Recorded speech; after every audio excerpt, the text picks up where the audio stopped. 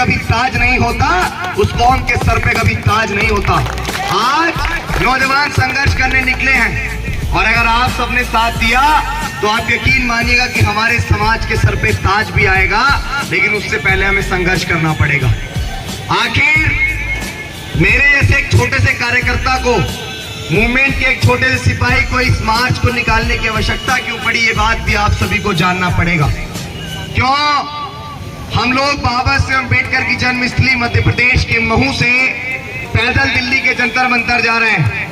ये इसलिए नहीं है कि हमारे पास साधन नहीं है, ये इसलिए है कि हम अपने समाज को जोड़ने निकले हैं। हम उन जमीनी कार्यकर्ताओं को जोड़ने निकले हैं जिनमें आज हमारे नेताओं की वजह से मतभेद उत्पन्न हो चुके हैं, जो आज मनुवादी व्यवस्था से नहीं लड़ रहे हैं। वो आज जिसके खिलाफ बाबा साहेब अम्बेडकर जिस व्यवस्था के खिलाफ लड़ते थे, वो आज उनसे नहीं लड़ रहे हैं। वो आज अगर लड़ रहे हैं तो अपनी विचारधारा के लोगों से लड़ रहे हैं, जो लोग अलग अलग पार्टी और दलों में हैं। और हम लोग जमीन पे इसलिए निकले कि भाई एकजुट हो जाओ। दुश्मन तैयार बैठा है आपकी पूरी मूवमेंट को खाने के लिए। क्या बाबा साहेब अम्बेडकर ने अपने 4-4 बच्चों की कुर्बानियां इसलिए दी थी कि आप इस मूवमेंट को बड़ी आसानी से दुश्मन के हाथ में सौंप दो? क्या माननीय कांशीराम साहब ने घर, परिवार, धन संपत्ति सब कुछ त्याग दिया?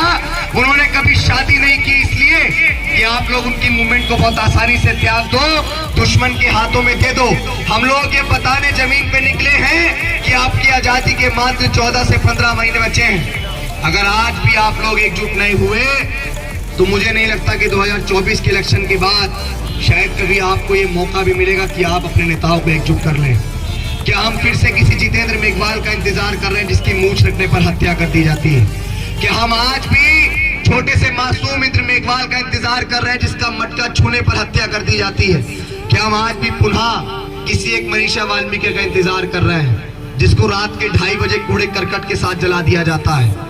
क्या हम आज भी इस प्रदेश के अंदर एक आदिवासी समुदाय के व्यक्ति के ऊपर पेशाब कर दिया गया का हम उस घटनाओं को दोबारा इंतजार कर रहे हैं? अगर ये घटनाएं आज भी समाज के साथ हो रही हैं तो विरोधी तो जिम्मेदार हैं, लेकिन इनका सबसे बड़ा जिम्मेदार अगर कोई है तो समाज के नेता भी हैं, जो लोग अलग अलग पार्टी और संगठनों में बटे हुए हैं। मेरा सवाल है आप लोगों से, क्या बिखरा हुआ समाज कभी शासक बन सकता है?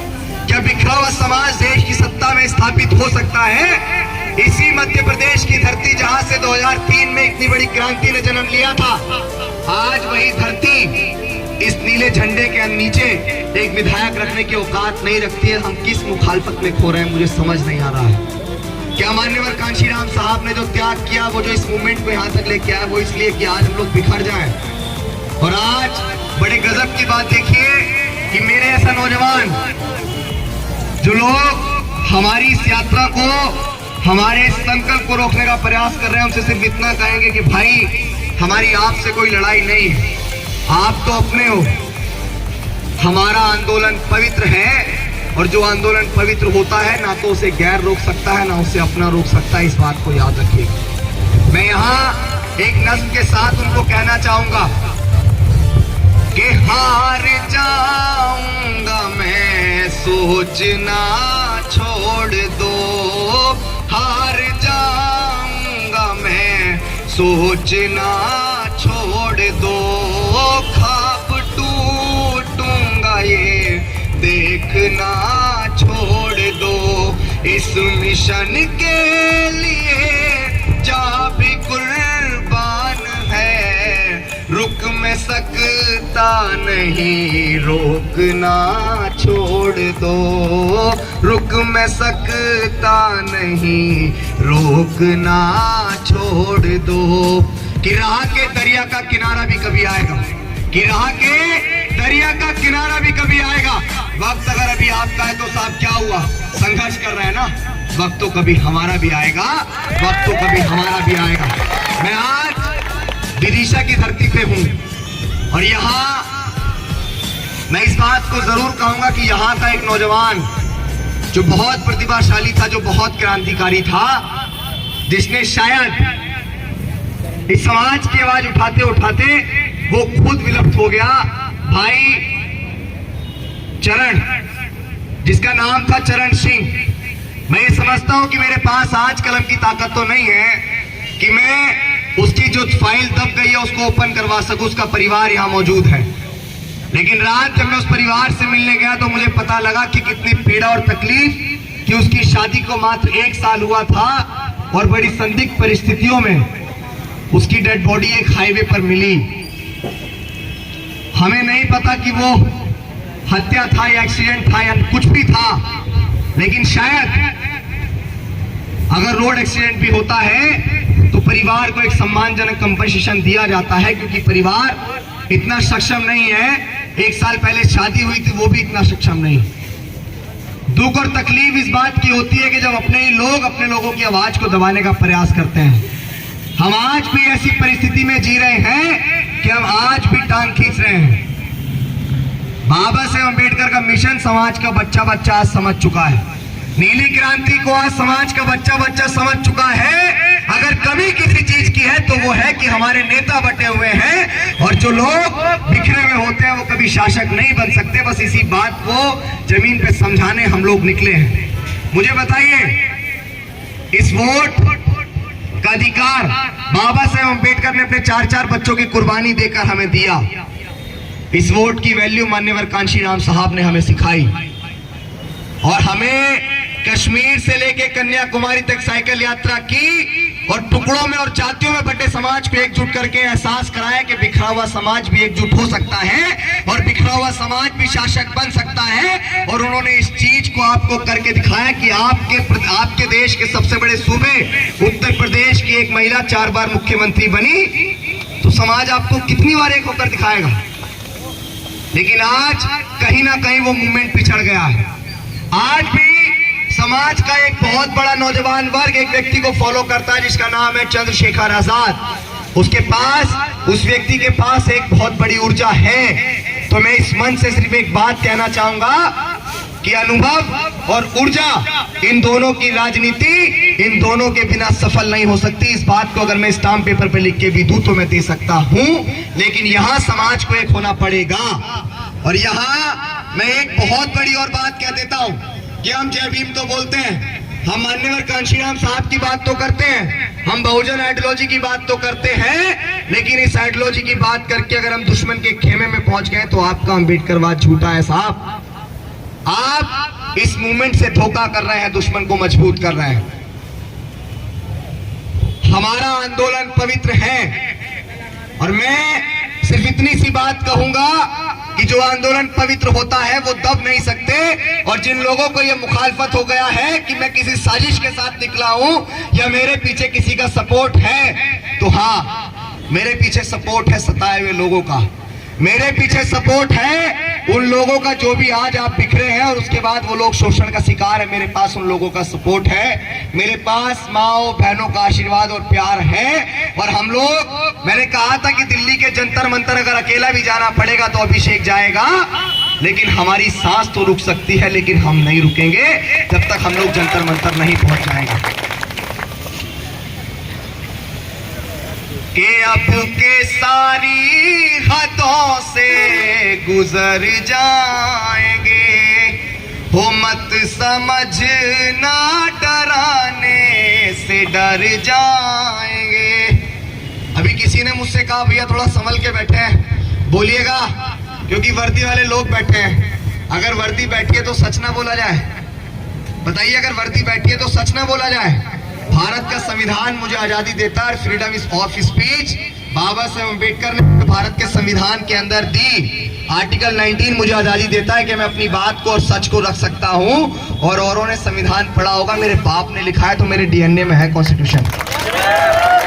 तो अब चाहे वर्दी बैठी हो चाहे सूबे का मुख्यमंत्री, लेकिन जो बात सच है उस बात को हम कहेंगे कि अब के सारी हदों से गुजर जाएंगे, हो मत समझना डराने से डर जाएंगे, हो मौत के नाम का खौफ देता है जो मौत जिस रोज आएगी मर जाएंगे, वो मौत जिस रोज आएगी मर जाएंगे। कि मुझको जालिम का तरफदार नहीं लिख सकते, अगर जालिम अपना भी है, कि मुझको जालिम का तरफदार नहीं लिख सकते, कम से कम वो मुझे लाचार नहीं लिख सकते, और जान हथेली पर लिए जो बोल रहा हूँ सच, उसे इस देश के बिकाऊ अखबार नहीं लिख सकते। आपकी ताकत को एहसास कराने के लिए मेश्राम,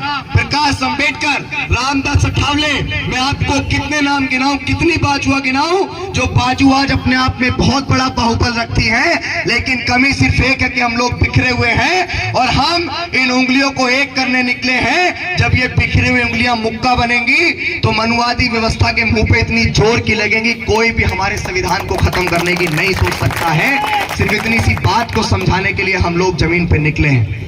अभिषेक का आंदोलन सच्चा है, अभिषेक का आंदोलन पवित्र है, और ये बहुजन जागो मार्च न किसी पार्टी का है न किसी संगठन का है। लेकिन आपको याद होगा साल 2003 में महाराष्ट्र के अंदर दलित पैंथर रही, उस दलित पैंथर ने वहां के 4 नेताओं को, प्रकाश अंबेडकर, रामदास अठावले और 2 नेता और थे, नाम माइंड से स्लिप हो गए हैं, उन नेताओं को खदेड़ने का काम किया और बोला कि एक हो जाओ, अन्यथा समाज तुम्हें डिक्लेयर करेगा।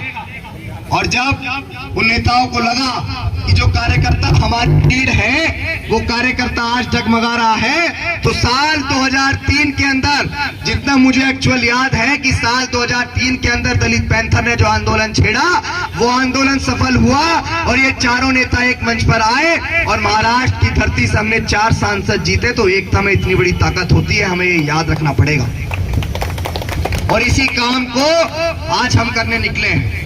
जिन नेताओं को ये लग रहा है कि महू से अभिषेक निकला है, चंद लोग चल रहे हैं, जंतर मंतर जाके शांत हो जाएगा, तो आपको मैं आज विदिशा की धरती से जितने लोग यहाँ हैं उनके प्यार और समर्थन के साथ इस बात को कह रहा हूं कि अगर जंतर मंतर जाने तक हमारे नेताओं ने हमारी बात को स्वीकार किया तो आपका तहे दिल से धन्यवाद। लेकिन अगर हमारी बात को स्वीकार नहीं किया गया तो नेताओं के घर की ओर दिल्ली के जंतर मंतर से कूच करेंगे और खूंटा गाड़ के घर के बाहर बैठ जाएंगे। पहले सम्मानजनक जवाब दो कि एक क्यों नहीं हो रहे हो, वरना आप लोग इस मूवमेंट को धोखा दे रहे हो। मैं खुद घर के बाहर बैठूंगा, समाज साथ दे या ना दे, लेकिन मैं ये जानता हूं कि बिखरे हुए समाज, बिखरे हुए लोग कभी शासक नहीं बन सकते हैं। तो हम लोग बिखरे हुए लोगों को एकजुट करने का हर संभव प्रयास करेंगे, इसी के लिए हम लोग निकले हैं। धन्यवाद आप सभी का कि आप सभी ने इतनी अच्छी एक आम सभा और नुक्कड़ सभा रखी। सबसे पहले यहाँ की आयोजक कमेटी, सभी लोगों के नाम मैं ले पाऊं ये उचित नहीं है, लेकिन हाँ बहुत सारे लोग कह रहे थे कि इतना लंबा कैसे चलोगे, इतना लंबा कैसे करोगे, कि संघर्ष बड़ा है बड़े सारे रास्ते, मुश्किल है घर से निकले परमिशन के वास्ते, संघर्ष बड़ा है बड़े सारे रास्ते, मुश्किल है घर से निकले परमिशन के वास्ते, जो सपना बाबा साहब कांशी राम देख गए, जो सपना बाबा साहब कांशी राम देख गए, हम घर से निकले देश की सत्ता के वास्ते। ये बात आपको समझने पड़ेगी कि अगर हमारा मार्च कोई पॉलिटिकल तो नहीं है, लेकिन रहबर मान्यवर कांशीराम साहब एक बात कह के गए कि जिस समाज की गैर राजनीतिक जड़ें मजबूत नहीं होती हैं, वो समाज कभी राजनीति में हकदार नहीं हो सकता है। तो आज जो लोग चमारिया, गुज्जर, जाट, नाई, यादव, तेली, कुमार, महार, डोम, अहिरवार, पटेल, कुर्मी, न जाने हम लोग कितनी जातियों में बटे हैं, 6743, लेकिन कमी एक बात की है कि हम लोग बहुजन नहीं बन पा रहे हैं। कमी एक बात की है कि वो SC, ST, OBC माइनॉरिटी समाज, जिसके ऊपर होने वाला शोषण समान है, जिसके पुरखों को कभी सम्मान से खाट पर नहीं बैठने दिया गया, जिसके पुरखों को सम्मान से विद्यालयों के अंदर घुसने नहीं दिया गया, आज वो समाज क्यों पुरखों की उस गुलामी को याद करके एकजुट नहीं हो रहा है, इस बात को लेकर बड़ी तकलीफ होती है। मान्यवर कांशीराम साहब के लिए एक बात कहूंगा कि मान्यवर कांशीराम साहब, जिनकी वजह से मैं चाहता हूं कि अम्बेडकरी हर मंच से मान्यवर कांशीराम साहब का नाम लेना जरूरी है, और नाम लेना इसलिए जरूरी है कि आज हम लोग बड़ी मजबूती से अगर बाबा साहेब अम्बेडकर और समाज की आवाज को उठा पाते हैं तो कहीं ना कहीं इस बात में सबसे बड़ा योगदान माननीय कांशीराम साहब का था, क्योंकि बाबा साहेब अम्बेडकर को तो लोग भूल चुके थे। अगर उनके कार्मिक और जय भीम के नारे को किसी ने बुलंद किया, पुनः इस देश में बाबा साहेब अम्बेडकर को जीवित किया, तो माननीय कांशीराम साहब ने जीवित किया। वो सब बुजुर्गों का सपना सजाए थे, जिंदगी बन के आए थे। पैदा हुए पंजाब में, नाम था कांशीराम, हुआ था बहुजन के लिए साहब का अवतार। सब बुजुर्गों का सपना सजाए थे, जिंदगी बन के आए थे, जिंदगी बन के आए थे। यहाँ एक बात और कहूंगा कि जो लोग हमारे समाज को कमजोर समझने की भूल करते हैं, जो लोग ये सोचते हैं कि नीले पट्टे डालने वाले लोग कमजोर हैं, बाबा साहेब अम्बेडकर की बात करने वाले लोग कमजोर हैं, तो किसी ने मुझसे बोला कि तुम्हारे लोग कब के बहादुर हुए थे। किसी ने मुझसे बोला तुम्हारे लोग कब के बहादुर हुए थे। मैंने कहा भीमा कोरे गांव में हमने भगा भगा के मारे। लोगों के लिए एकजुट करके इस देश की सत्ता हथियाने का उनको एक मार्गदर्शन दे रहे हैं। हम ने फौरन एक बंदा जो मऊ से लेके दिल्ली तक पैदल यात्रा कर रहा है, क्या धन्यवाद रहे सभी साथियों। क्रांतिकारी जय भीम। मैं गोलू जाटव।